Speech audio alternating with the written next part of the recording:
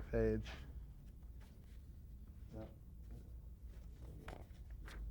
No, I'm ready. You ready?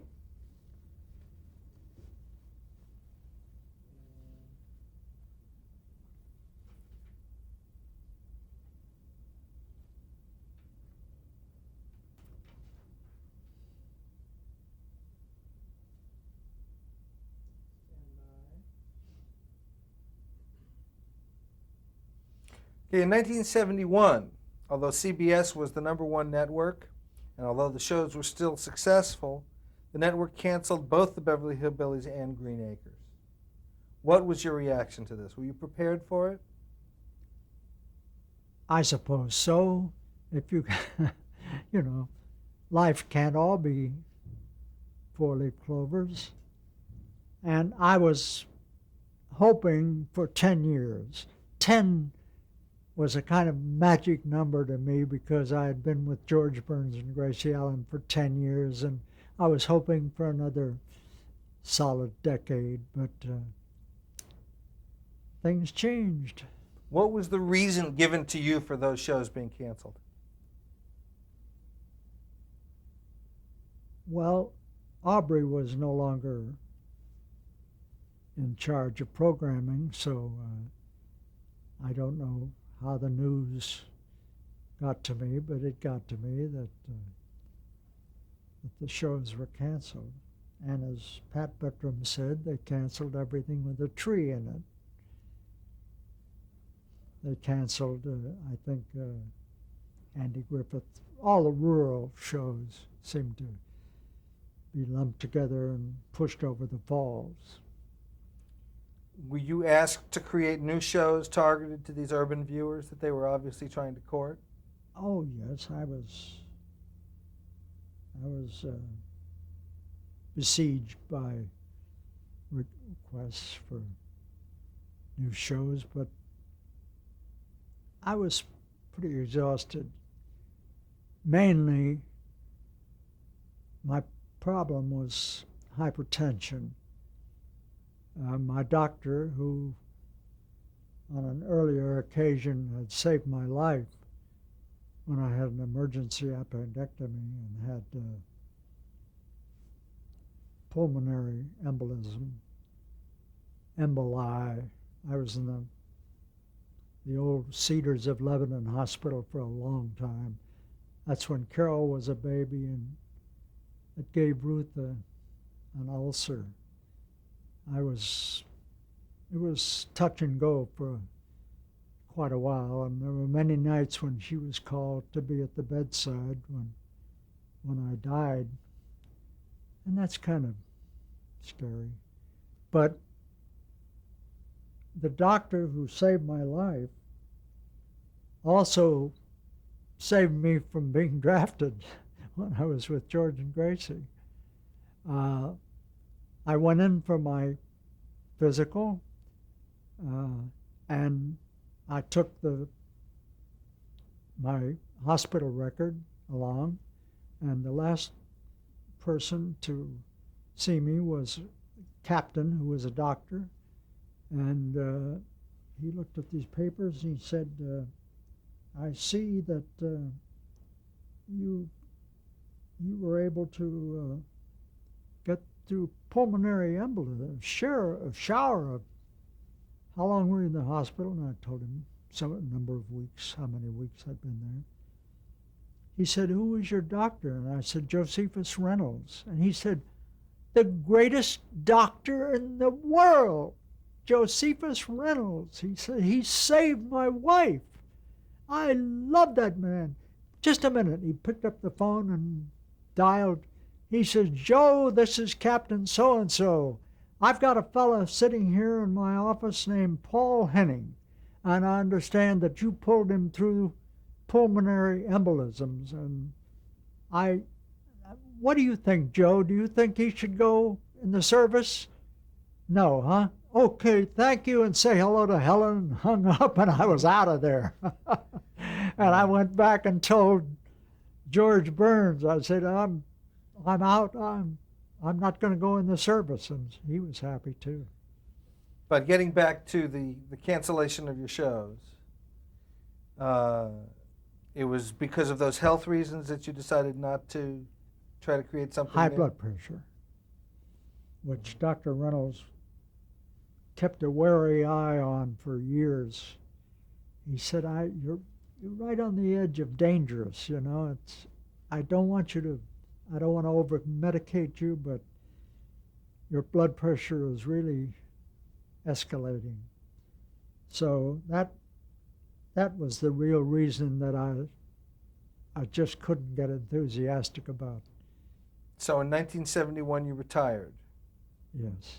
What did you plan to do at the relatively young age of 60? I planned to write movies with Stan, and we did indeed write some premises. And I think we completed a screenplay we had in mind Barbra Streisand. The screenplay was called The Battle of Grossinger's. An Egyptian prince or sheik who had billions bought Grossinger's, and the people of New York, you know, the Jewish people were going to get it back. That was the Battle of Grossinger's. I think somewhere the script still exists. And I remember that Stanley submitted it to Barbra Streisand's agent, who submitted it to her, and she said, I think it's wonderful, but I don't want to play a Jewish girl.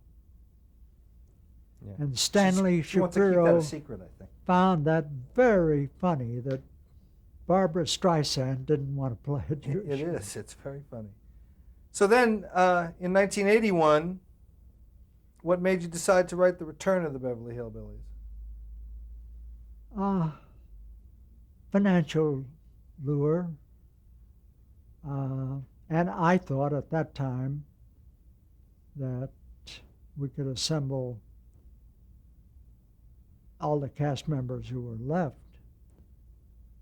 Of course, Granny had passed away, but I came up with the idea of having Granny's mother as the only one who knew the secret of the distillation that would solve the energy crisis. That was at the time when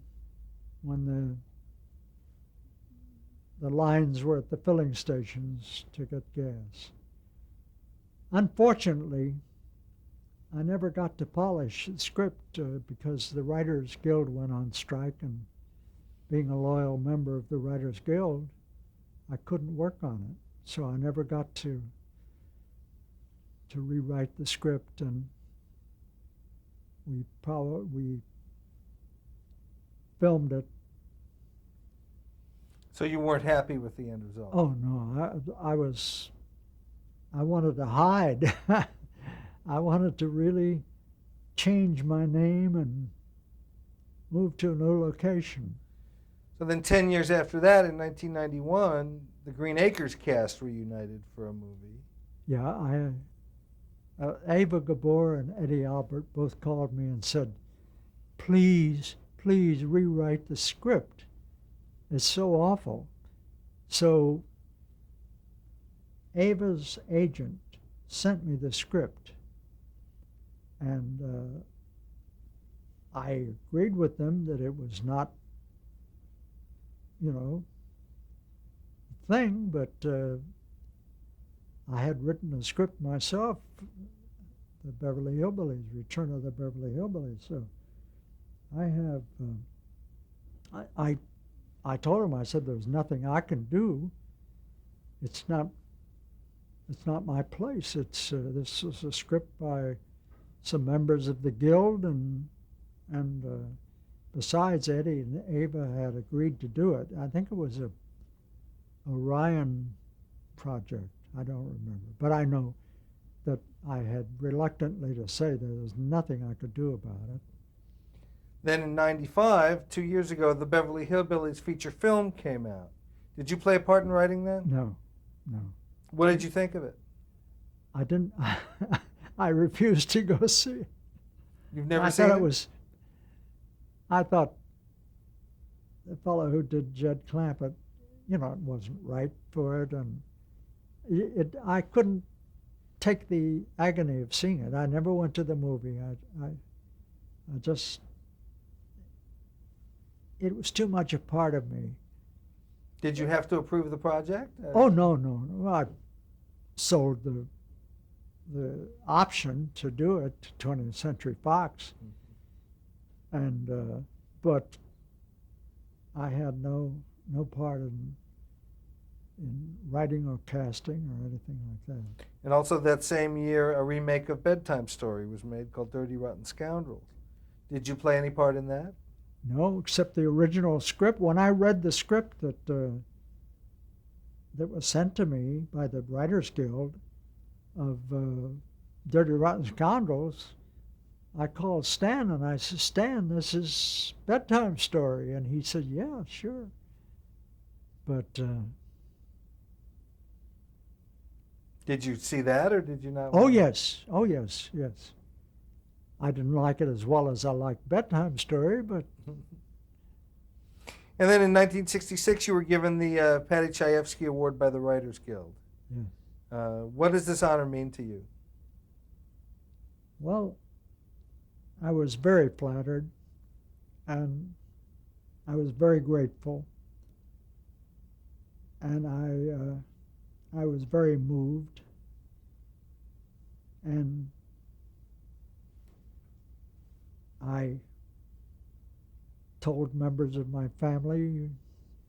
We all attended, and my attorney called and said, "I want to sit at your table." So I said, "Fine." Why do you think it took them so long to get around to it? Why do you think it took them so long to get around to it? Oh, I don't know. I was just so pleased and so flattered when it happened. I wasn't gonna. Do you watch much television today? No. Ruth and I have become early morning walkers on early evening to go early to bed and early to rise. But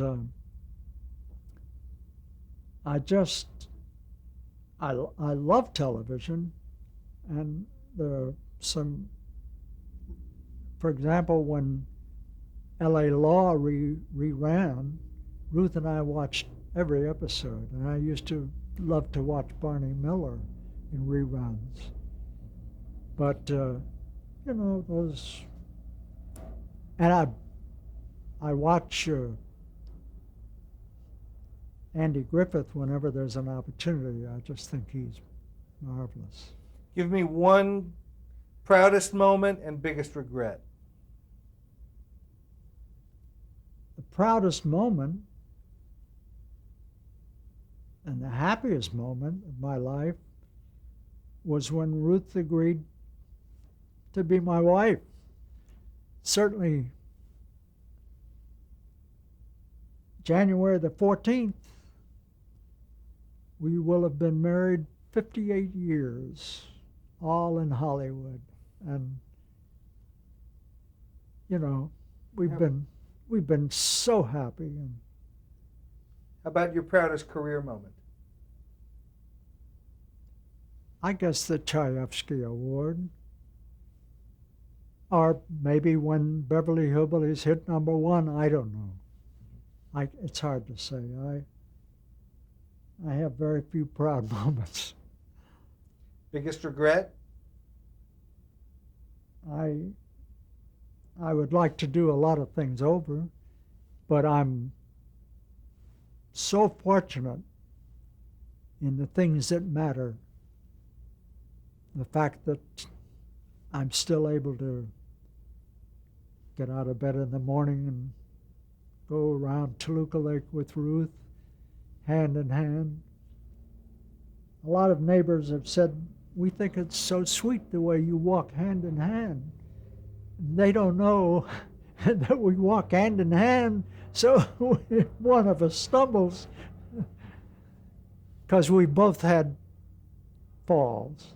Well, the shows that you created are still being enjoyed by people and are still entertaining people 30 years later, and there's no reason to believe that they won't be entertaining people 30 years from now. I hope that's true. Does this surprise you? It's pleasing. It's certainly pleasing. And I've gotten a lot of letters from people who've told me how much the shows have meant to them. There's a man back east somewhere. I kept getting fan letters forwarded from Palm Springs. Our neighbor down there was kind enough to forward them. And I finally wrote to one of the people and I said, where did you ever get my Palm Springs address? And she wrote back and said, I sent her a picture, and she said, there's a man in, I don't know, I've got his name somewhere, who says he guarantees he'll put you in touch with any celebrity that you name, but he had gotten our Palm Springs address. Where and how, I don't know. So I wrote to him and said, I'm very pleased and flattered, but please don't have any more mail sent to Palm Springs, because this is our year-round home. Well, just wrapping up now, I'm going to give you some of these names, and just give me whatever comes to your mind about them. All right. A reaction, a description, one word or 100, whatever. Okay, Dwayne Hickman. Wonderful, wonderful. He was a joy to work with. And I was so happy when he got the Dobie Gillis thing, because I knew Max Schulman was such a talented writer that it would be a good series. Did you work with him when he was an executive at CBS? Wasn't he an executive at CBS, or was that his brother? Oh, that was later, I think. Did you work with him at all at that? No, I didn't. Ann B. Davis. Oh, wonderful. Just so I'm sorry I don't have a picture. I have a picture in Palm Springs of Ann B. Davis with the Emmy in front of her, and Bob Cummings, pretending to be crying. It's such a wonderful picture. But Ann B. Davis is just a marvelous person. Jay Summers. Jay Summers, very, very talented and very wonderful to work with. I wrote he came in with an idea at the end of the first season, I think, of the Beverly Hillbillies. We had gotten Jethro in school, and he suggested that Jethro bring home one of his schoolmates, and of course, it's a little child, sixth grader. George Burns. George Burns, marvelous, marvelous, marvelous. A kind man and a very talented man. And he always chided me for retiring. He says, retiring, you're young. I didn't tell him about the high blood pressure, so. You've already told us about Gracie Allen. Harry Von Zell. Oh, fine. B. Benaderet. One of my favorite people in all the world. You know the sad thing about Bea? Her father owned a tobacco shop in San Francisco. She died because she could not give up smoking. a tragic, tragic situation. Ralph Levy. Ralph Levy, one of the most talented directors I've ever been around. Jim Aubrey. Jim Aubrey was kind to me, certainly. He was, I would assume, very astute in picking winning shows. Why he left CBS, I don't know, and it's none of my business. But Mike Dan. Mike, I didn't know as well as I knew Jim. But as far as I know, fine, we got along famously. William Paley. Well, Paley was,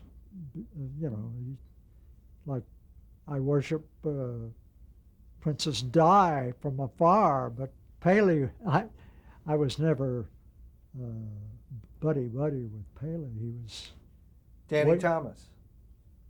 Danny Thomas. Danny Thomas. I didn't work with Danny, and I thought he was a very, very talented man. Bob Cummings. Bob Cummings, very talented, very professional. He never came in not knowing his lines. He was a perfectionist. Unfortunately, it was hard to get used to his vitamin regime, which he tried to get everyone to adopt. But Bob was a wonderful actor and a most professional performer. Ava Gabor. Ava Gabor was a delight, absolute delight. She used to call Ruth Supervive.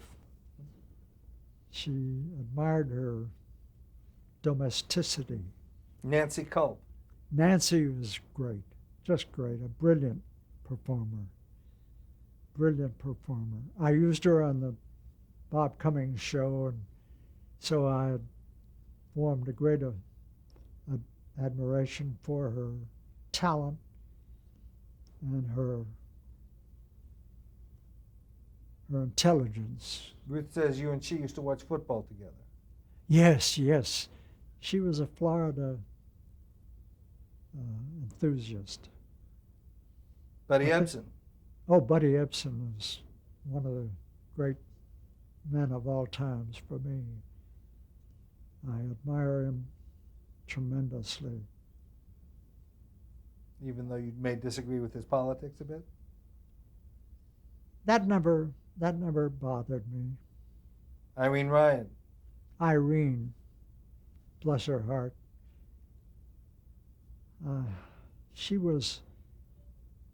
I was so happy that she became even a success on Broadway. You know, that kept she deserved it so. And What did she do on Broadway? she did Pippin. I remember she used to write to me and say, I love being in the show, but New York scares me. I'm afraid to go from the theater to home. Sid Dorfman. Sid Dorfman was a good writer. Donna Douglas. Donna, marvelous performer. And had a way with animals that was just beyond belief. So that really came from her. Oh, yes. Well, my daughter Linda was the inspiration.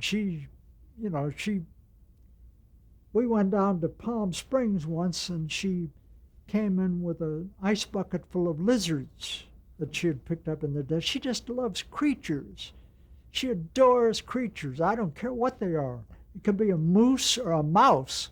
She loves creatures, and so I think that characteristic of Donna I got from Linda, daughter Linda. Max Baer. Max was a wonderful performer. Speaking of Max, Bea Benaderet, in her wisdom, when she saw Max try out for the part, as she came over to me and said, "There's your granny," about Irene, she said, "Max is just he's a wonderful actor. He's going to give you trouble, but he's a wonderful actor. He's great." Did he give you trouble? He didn't give me trouble, but he gave some directors trouble, in that he had a temper that I didn't see. It was manifest on the stage.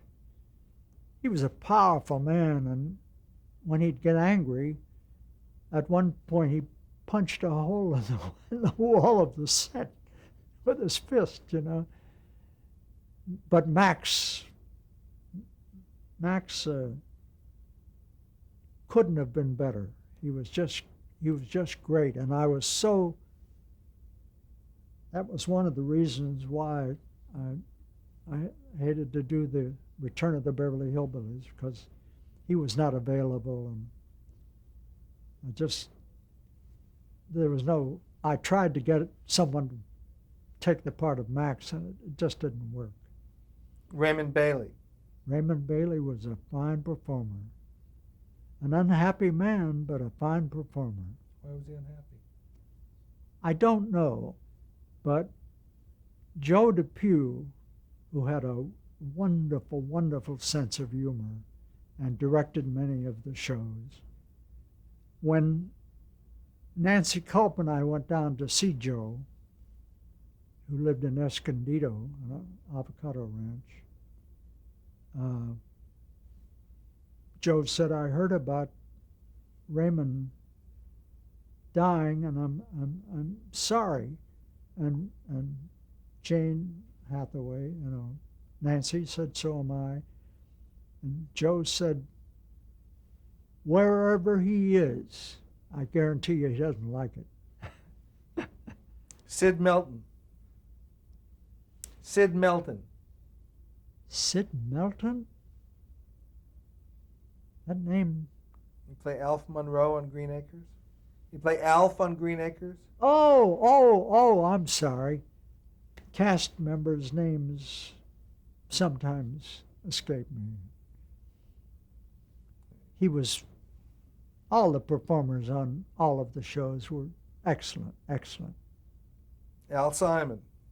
Al Simon is one of the dearest men in the world, and I owe so much to him. He's the one who really made the Beverly Hillbillies come to life. Martin Ransohoff. Martin is a very brilliant man. I don't know Martin. I haven't spent as much time around him as I have. Stan Shapiro. Stan Shapiro. Stan is one of the most brilliant comedy minds ever. Now I'll give you a hard one. Ruth Henning. Well, I wouldn't be here if it weren't for Ruth. I don't know where I'd be, probably in debtor's prison or in bankruptcy somewhere, or living on a farm, or I don't know, but Ruth is my life.